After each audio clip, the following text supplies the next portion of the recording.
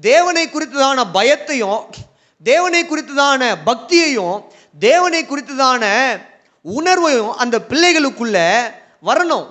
அந்த பிள்ளைகளோடு கூட உட்கார்ந்து ஜெபம் பண்ணுங்க. அந்த பிள்ளைகளோடு கூட உட்கார்ந்து தேவனுடைய நாமத்தை மகிமைப்படுத்தும் வண்ணமாக பாடுங்கள். ஆமென். வரல பாருங்க. அந்த பிள்ளைகளோடு கூட என்ன பண்ணுங்கன்னு சொல்லி கேட்டீங்கன்னா, சபைக்கு வாங்க. அந்த பிள்ளைகளோடு கூட வேதத்தை தியானிங்க. பிள்ளைங்களை படிக்க வைங்க, வசனங்களை படிக்க வைங்க.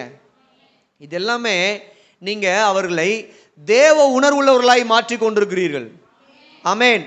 வீட்டில் அந்த பிள்ளைகளை பைபிள் படிக்க வைக்கிறது, வீட்டில் அந்த பிள்ளைகளை நீங்கள் தேவ பக்திக்கு ஏதுவான பாடல்களை பாட வைப்பது, வீட்டில் அந்த பிள்ளைகளோடு கூட குடும்ப ஜெபத்தில் உட்கார்ந்து பாடி தேவனை ஆராதிப்பது, இது எல்லாமே நீங்கள் அவனுக்குள்ள தேவனுடைய உணர்வை என்ன பண்ணுறீங்கன்னா உட்புகுத்தி கொண்டிருக்கிறீர்கள். நல்லா அல்லேலூயா சொல்லுங்க.